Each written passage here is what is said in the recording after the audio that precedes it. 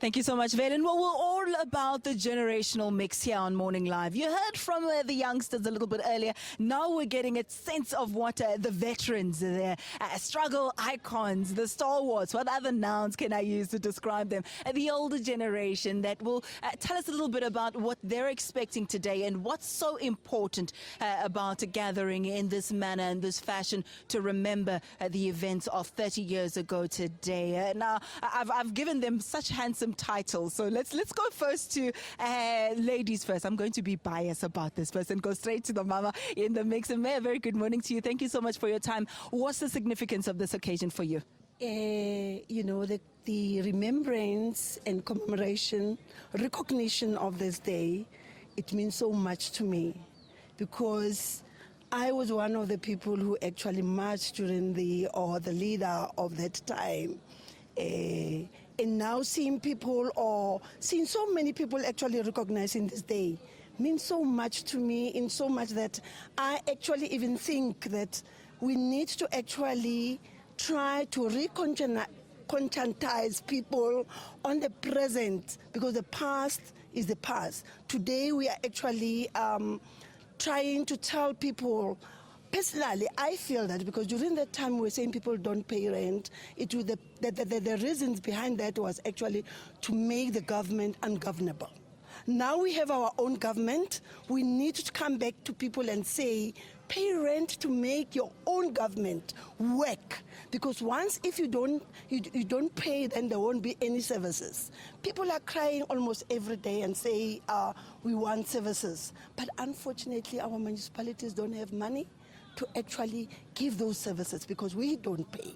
So as people who actually led people to say, don't pay, let's come back today, and seeing so many people recognizing this day, we need to actually come back and say to people, now we are aware that you don't have money. We are aware that you are not working, because our region is one region that is having a lot of unemployed people, because we don't have a lot of firms and companies here. And now we need to come back to them and say, how best can we make this new government work? And by so doing, today it will be the beginning. And I think after this, it mustn't be the end. We must actually go back to region by region, not necessarily region, area by area. As we have done before, we went to area by area and talk to people in the areas, and people say what they want and what they are suffering from. That is so important, I think, because if we learn any lessons from then is that a local government must be in touch with the needs of the people on the ground. Otherwise, they will revolt in the manner that we saw 30 years ago. And yet we still see service delivery protests. What does that mean 20 years on? Well, the significance of this day is about the gains that have been made over the years. And I think of great importance today is to pay special tribute to our fallen struggle heroes, and also remember people who made our democracy the great success that it is. And I think the Vaal Triangle, the whole country indeed, made some very great sacrifices. The struggle was not only about rent, it was the struggle against the tricameral system that was introduced at the time, but also it was a struggle against apartheid itself as a system that denied people rights, that denied people opportunities.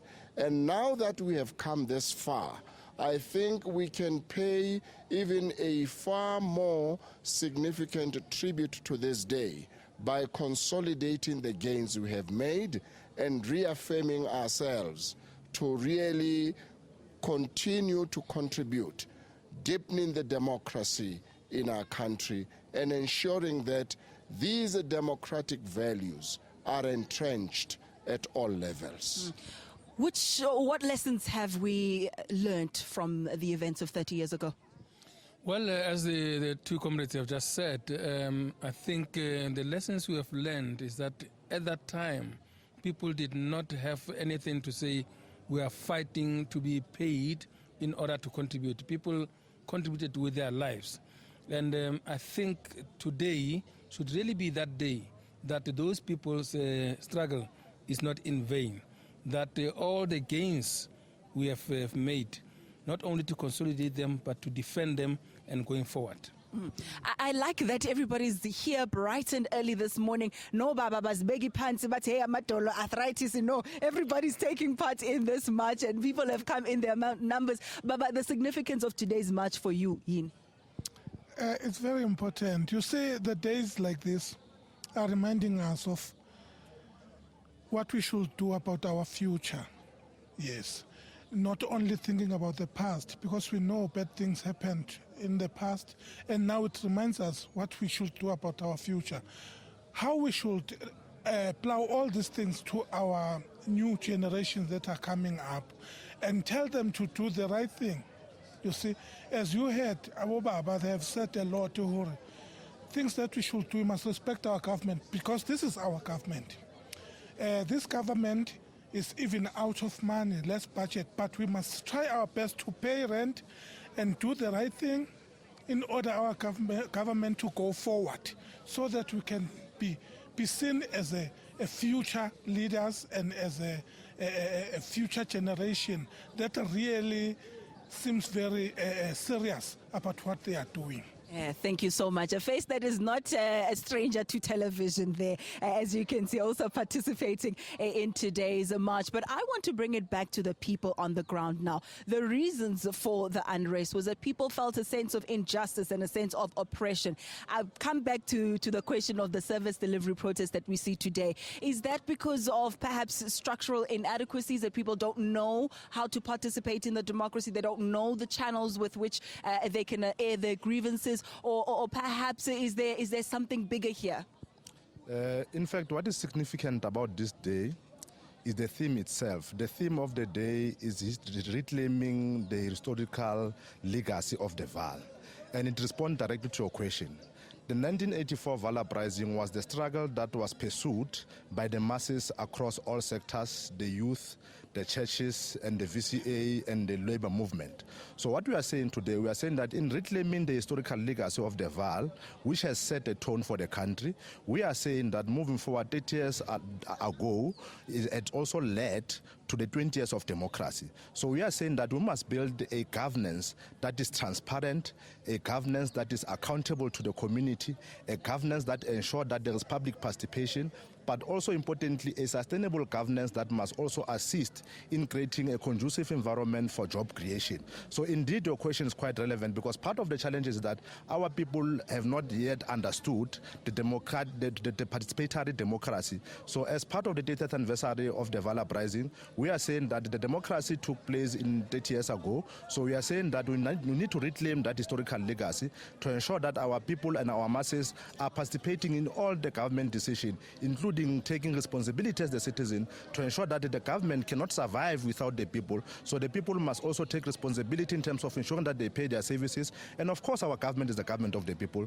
Those that cannot be able to afford, there is a clear policy of indigenous that those that cannot afford must register so that they can be assisted by the government. But we are saying that those that can afford, they must pay for the services that they are getting from the government. So this is a very significant day to the lives of the people of the Vaal, but also to the people of the country and the people of the world, because this day has also influenced the entire world in terms of trying to fight the evil system of apartheid. So it's a very significant day in the history of the country and the world. Reclaiming the historical legacy of the Vaal, that to me sounds in some way that perhaps you feel a bit sidelined from the history books, that perhaps you've been erased somehow and are feeling left out. Am I correct in my assumption?